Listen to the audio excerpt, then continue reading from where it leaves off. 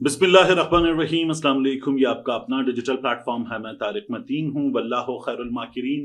अल्लाह सबसे बेहतर तदबीर फरमाने वाला है, वही बचाएगा मेरे देश को बलाओं से, जो बारिश में शजर से घोंसला गिरने नहीं देता, क्योंकि उसकी तदबीर तमाम तदाबीर की इमाम है। अहम तरीन खबरें, बहुत सी खबरें क्विकली शुरू करते हैं। सबसे पहले जो आप स्क्रीनशॉट देख रहे हैं, ये मोहसिन नकवी के चैनल का स्क्रीनशॉट है। मरियम नवाज शरीफ के नाम पर कर दिया गया है जिना इंस्टीट्यूट ऑफ कार्डियोलॉजी, अब उसका नाम रख दिया गया है मरियम इंस्टीट्यूट ऑफ कार्डियोलॉजी। शर्म आनी चाहिए, शर्म आनी चाहिए। मरियम नवाज शरीफ को, मुस्लिम लीग नून को कायदे आजम से मंसूब इंस्टीट्यूट का नाम, ये बुजदार दौर में जिना ट्रॉमा सेंटर, जिना हॉस्पिटल के साथ बन रहा था और ये वहां पर अच्छा खासा तामीर हो चुका था। निगरा हुकूमत आई और निगरा हुकूमत ने इसे ट्रॉमा की जगह कार्डियो में बदल दिया। कार्डियो में बदल दिया, तब भी इसका नाम जिना कार्डियो, और फिर उसके बाद अब इसका नाम रख दिया गया है मरियम कार्डियो। मैं देख रहा था धड़ाधड़ नवाज शरीफ के नाम से, मरियम नवाज के नाम से पंजाब में मंसूबे मंसूब किए जा रहे हैं। यानी ये काम होता है लोगों के गुजर जाने के बाद, जब वो फौत हो जाते, मर जाते, तो फिर उसके बाद होता है कि दुनिया उन्हें याद रखे कि उन्होंने कुछ काम किए हैं। यहां इन लोगों ने बनते मंसूबे, चलते मंसूबे अपने नाम से, अपने अब्बा हुजूर के नाम से मंसूब कर दिए हैं। और ये अगर करना है तो आप अपने पैसों से कीजिए, अपने पल्ले से कीजिए। ये टैक्स पेयर मनी पर जहां बानिए पाकिस्तान का नाम है, वहां आपने उठाकर अपने नाम कर लिया है और शर्म से आ रही, कोई रिएक्शन नहीं, कुछ नहीं। बेशर्मी का आलम है, इंतहाई दर्जे का बेशर्मी का आलम है कि कायदे आजम से मंसूब इन लोगों ने एक मंसूबा अपने नाम कर लिया है। कुछ पता नहीं, लोग तो कह रहे हैं कुछ पता नहीं। ये लोग कल नोट पर नवाज शरीफ की तस्वीर छाप दे, मरियम नवाज की तस्वीर छाप दे कि पंजाब में मरियम नवाज की तस्वीर वाला नोट चलेगा, पाकिस्तान में नवाज शरीफ की तस्वीर वाला नोट चलेगा, जो रात को 3:30-4 बजे आरओ के बदले जाने के बाद यास्मीन राशिद की सीट पर कब्जा करके बैठ गए। ये लोग ऐसे लोग हैं। तो एक मुझे ये कमाल की ढिठाई आपके सामने रखनी थी। दूसरा मैं आपसे अर्ज करूं, मैं देख रहा था सोहेल वड़ाई साहब का एक कॉलम। सोहेल वड़ाई साहब जो है उस कॉलम में जिन्नात, जादू, उसके बाद रूहानी अमल, इन चीजों पर बात कर रहे थे बुशरा बीबी के हवाले से लिखते हुए। और जाहिर है कि जितना उनको तनकीद का निशाना बनाया जाता है सोहेल वड़ाई साहब को, उतना उनके अंदर से इमरान खान की मुखालिफत में मवाद निकलता है, बुशरा बीबी की मुखालिफत में मवाद निकलता है, या एस्टैब्लिशमेंट की हिमायत में मवाद निकलता है। अब सोहेल वड़ाई साहब ने आज कॉलम लिखा है और कॉलम लिखते हुए सोहेल वड़ाई साहब जो लिख रहे हैं वो मैं आपको बताता हूं। फिर उसके बाद इनके साथ में कुछ कारनामे भी, और कॉलम में इनकी संगीन गलतियां भी आपके सामने रखूंगा। कहते हैं हुरूफ तहज्जी के हर लफ्ज की अपनी अहमियत है, मानवियत है। अलिफ की तो पूरी कायनात पर छतर छाया है, एक को अलिफ तेरे दरकार तजादिस्तान में, मगर इस वक्त ऐन बमुकाबला ऐन है, इधर भी ऐन उधर भी ऐन, बल्कि यकना शुद्ध दो दो शुद्ध। फिर वो ये कह रहे हैं यकना शुद्ध दो दो शुद्ध, कि इस तरफ हैं आसिम मुनीर, जनरल आसिम मुनीर, इस तरफ है आसिम मलिक, DGI जनरल आसिम मलिक, इस तरफ हैं इमरान खान, चेयरमैन तहरीक इंसाफ जेल के अंदर इमरान खान, और अलीमा खान उनकी बहन, तो दोनों तरफ दो दो ऐन हैं। वो कहते हैं अगर रियासत की ताकत जनरल आसिम मुनीर और इदारों की गिरफ्त जनरल आसिम मलिक के पास है, दो ऐन, तो अपोजिशन की डोर जेल के अंदर बैठे इमरान खान और जेल से बाहर गरजती अलीमा खान के पास है, दो ऐन। गोया ऐन मैदान में ऐन लड़ाई है, जिसके चारों तरफ ऐन मरकजी किरदार हैं और उन्हीं की आवेजिश से अगला मरहला सजेगा।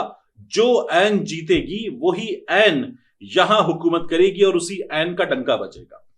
अब सोहेल वड़ाई साहब आगे लिखते हैं, चंद साल पहले की बात है जब बेबुशरा इमरान का रूहानी जादू चल रहा था। अब रूहानी जादू चल रहा था। मुक्तदरा के उस वक्त के जर्नैल भी अपने इर्द गिर्द रूहानी हाला बनाकर बनी गाला जाया करते थे कि कहीं रूहानी तीर का शिकार ना हो जाएं। उस जमाने में जब रूहानी मौजू पर लिखना खिलाफ कानून और मजहब ठहरता था। मैं भी बताऊंगा सोहेल वड़ाई साहब ने क्या कमाल किया था।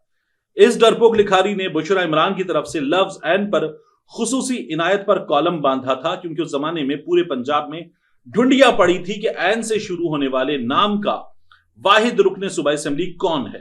वो उस्मान बुजदार निकले। कौन सा वाहिद रुकने सूबा असेंबली ऐन से? उस्मान बुजदार। सोहेल वड़ाई साहब कह रहे हैं 2018 की असेंबली में एक अकेला ऐन से उस्मान बुजदार।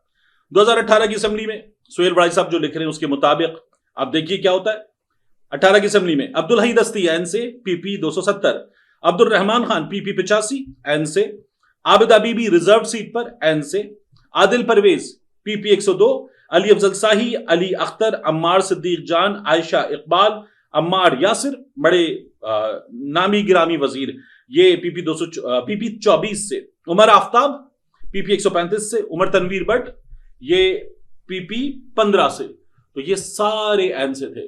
پھر سہیل وڑائچ صاحب آگے جا کے کہتے ہیں کہ این سے گورنر عمران اسماعیل، این سے عمران اسماعیل، اور ساتھ میں کہتے ہیں کہ یہ بھی کوئی حسن اتفاق نہیں تھا کہ صدر کے عہدے پر این سے عارف الوی موجود تھے۔ اب یہ جو سہیل وڑائچ صاحب بتا رہے ہیں کہ این سے گورنر عمران اسماعیل، این سے شاہ فرمان خیبر پختونخوا کا گورنر شاہ فرمان این سے گورنر امان اللہ خان یاسین زئی بلوچستان کے گورنر تھے، تو این سے امان اللہ یاسین زئی الف سے تھوڑی، این سے سہیل وڑائچ صاحب رکھ رہے تو چودھری سرور چودھری سرور این کی جگہ چے سے پڑھے اب آپ اس کو، تو سہیل وڑائچ صاحب جو کر رہے ہیں نا اس میں بس انہوں نے لکھنا تھا، انہیں تو انہوں نے لکھ دیا۔ یہ جو کہ تھا پوری اسمبلی میں این سے ایک ہی عثمان بزدار، یہ پوری لسٹ ہے 11-12 بندوں کی جو پنجاب اسمبلی میں این سے موجود تھے، اور یہ گورنرز کی لسٹ ہے۔ تو ہمارے ہاں یہ مسئلہ ہے کہ جب آپ کو کچھ لکھنا ہے اور آپ کا بڑا نام ہے، پرانے آدمی ہیں آپ، تو کوئی پوچھے گا بھی نہیں کہ آپ نے کیا کیا ہے، آپ کیا کیا کمالات انجام دے چکے ہیں۔ دیکھیے میں آپ کو بتا دیتا ہوں سہیل وڑائچ صاحب نے کیا کیا تھا۔ سہیل وڑائچ صاحب نے ایک کالم لکھا تھا، اور اس کالم کو اس وقت آپ اپنی اسکرین پر دیکھ بھی رہے ہیں۔ کالم تھا کوہ نور واپس لائیں، اور سہیل وڑائچ صاحب نے اس کالم میں بشرا بی بی ان کے حوالے سے بات کی تھی، جب پہلے والے کالم میں 23 ستمبر کی کالم میں 23 ستمبر 2018 کی کالم میں سہیل وڑائچ صاحب نے لکھا تھا کہ بشرا بی بی سے منسوب ایک واقعہ ہے جو فرا گوگی کے شوہر ہیں، ان کے علاج کا معاملہ تھا، اور پھر ان کو یہ خوشخبری ملی بشرا بی بی کے توسط سے کہ بی بی فاطمہ سلام اللہ علیہا ان سے بات ہو گئی ہے۔ سہیل وڑائچ صاحب نے یہ سب لکھ مارا، اور اس کے بعد پھر بشرا بی بی کی جانب سے جب ان کو تردید بھیجی گئی تو سہیل وڑائچ صاحب نے 29 تاریخ کو یہ کالم میں بھی جو لکھا ہوتا وہ بھی، اور 29 تاریخ کو جو ان کی معافی تھی وہ بھی آپ دیکھ سکتے ہیں، سہیل وڑائچ صاحب نے معافی مانگ لی تھی۔ تو سہیل وڑائچ صاحب اس سے پہلے بھی بڑے کمالات انجام دے چکے، اب کی بار پھر اسٹیبلشمنٹ۔ اور جب آپ یہ لکھ رہے ہیں نا کہ لڑائی ہے، این عاصم منیر، این عاصم ملک، تو وہ جو D G S P R صاحب بتا رہے ہیں کہ پلیز مت گھسیٹیں فوج کو سیاست میں، سہیل وڑائچ صاحب آپ وہی کام کر رہے ہیں، لیکن آپ کو کوئی تھوڑی روکے گا، روکا جائے گا تو باقیوں کو روکا جائے گا، آپ کو کون روکے گا؟ تو آپ لکھ سکتے، آپ لکھیے، یہ کمال ہے، آپ یہ کمال انجام دے سکتے ہیں۔ لیکن یہ جو مریم نواز نے کمالات انجام دے دیے ہیں، یہ جو نواز شریف سیٹ لے کر بیٹھ گئے ہیں، یہ جو نون لیگ 17 سیٹوں کے بعد اس وقت ووٹ کی عزت کا تیا پانچا کرنے کے بعد سر جھکا کے اچھے بچے بن کے حکومت لے کر بیٹھ گئی ہے، اس پر نہیں لکھیں گے سہیل وڑائچ صاحب، اس پر نہیں لکھیں گے۔ اس پر لکھیں گے تو بھی عمران خان کی غلطی ہے کہ اس کی قبولیت نہیں ہے، اور وہ قبولیت حاصل کر لے ایسے کام بھی نہیں کر رہا۔ یہ سہیل وڑائچ صاحب ہمیں لکھتے ہوئے نظر آئیں گے۔ تو یہ کمال بھی ان کا، اور یہ تمام ریسرچ ان کی جو انہوں نے نہیں کی، یہ مجھے آپ کے سامنے رکھنی تھی۔ اب اس کے بعد عمران خان صاحب کے کیس کا معاملہ، عمران خان صاحب کا سزا معطلی کا معاملہ، بالآخر بڑی مشکلوں کے بعد جب یہ 26 جون کو سماعت کے لیے لگا تو کیا ہوا کہ وہاں پر نیب کے پروسیکیوٹر آئے، اور نیب کے نئے پروسیکیوٹر نے کہا کہ میں تو ابھی لگا ہوں، تو مجھے تیاری کے لیے وقت دے دیجیے۔ تو ان کو 4 ہفتے کا وقت مانگنے پر عدالت نے کہا ٹھیک ہے وقت دے دیتے ہیں۔ سلمان صفدر صاحب نے کہا کہ حضور ابھی اسی عدالت میں ڈیٹ دے دیجئے کہ اب آپ کب سنیں گے۔ جج صاحب نے کہا میں حکم نامے میں لکھ دوں گا۔ حکم نامہ نہیں آیا، پھر اس کے بعد جولائی آ گیا ہے تو چھٹیاں شروع ہو گئی ہیں۔ پہلے ہفتے کا روسٹر آ گیا ہے، اور پہلے ہفتے کے روسٹر میں وہ بینچ جو سزا معطلی کا کیس سن رہا تھا وہ اگلے 7 دنوں میں تو ہے ہی نہیں، تو نہ حکم نامہ ہے نہ اب وہ بینچ ہے، تو عمران خان صاحب کا یہ کیس سنا نہیں جائے گا۔ اور اس کے بعد ہفتے کا روسٹر آئے گا تو وہ بینچ آتا ہے یا نہیں، تاریخ آتی ہے یا نہیں، ابھی ہمیں کچھ بھی نہیں پتا۔ تو پاکستان تحریک انصاف کے لوگوں کے جو معاملات ہیں، وہ تھانہ رمنا کیس دیکھ لیجیے آپ، اسلام آباد ہائی کورٹ کے ججز کو سننا تھا، نہیں سنا گیا مصروفیت کی وجہ سے لوگوں کا کیس نہیں سنا گیا اور آگے بڑھ گیا ہے معاملہ۔ یہی عمران خان صاحب کے کیس میں ہمیں ہوتا ہوا نظر آ رہا ہے۔ تو سسٹم انصاف نہ دینا چاہے تو جج مصروف، سسٹم انصاف نہ دینا چاہے تو پروسیکیوٹر تبدیل. ٹرک اچھی ہے اور لمبا وقت ہے، اس کے بعد معاملہ پھر کھینچا جائے گا. یہ اطمینان کے ساتھ ہمارے ملک میں کیا جا سکتا ہے. ہم ایک بار پھر یہ سب کچھ ہوتے ہوئے دیکھ رہے ہیں. دوسری جانب کیا ہوا، یہ جو مخصوص نشستوں کے کیس کا فیصلہ تھا، بات تو یہ ہوئی کہ ٹھیک ہے اب یہ آئینی بینچ سے آ گیا، ختم معاملہ، ختم سب کچھ ختم ہو گیا.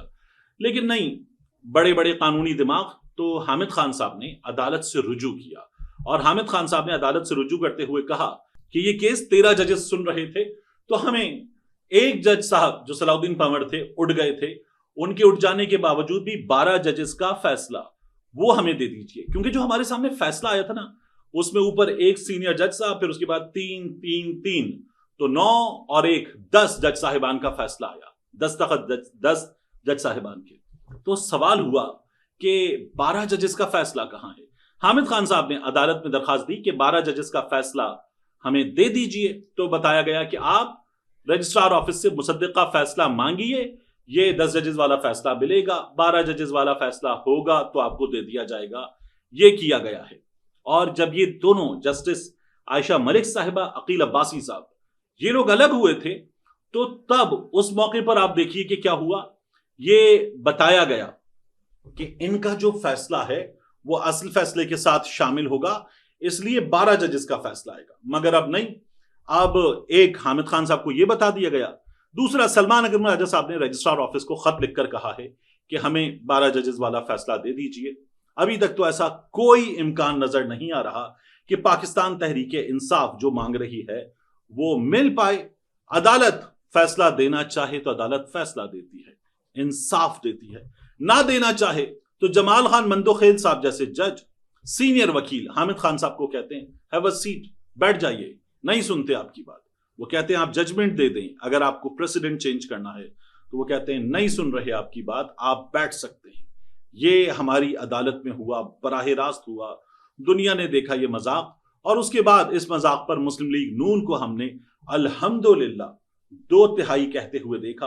اور اب الیکشن کمیشن آف پاکستان کل اجلاس کرے گا، اور اجلاس کرنے کے بعد الیکشن کمیشن آف پاکستان یہ مخصوص نشستیں فوری طور پر دے گا. مسلم لیگ نون کو سینٹ کا انتخاب ہونے جائے گا خیبر پختونخوا میں، اور وہاں سے سینیٹر کی سیٹیں بھی آئیں گی، کیونکہ مخصوص نشستیں ملیں گی جب نون لیگ کو، فضل الرحمان کی جماعت کو، پیپلز پارٹی کو. تو پھر ہم دیکھیں گے کہ کیا ہوتا ہے. اور سینٹ میں سے بھی فضل الرحمان کی ضرورت ختم.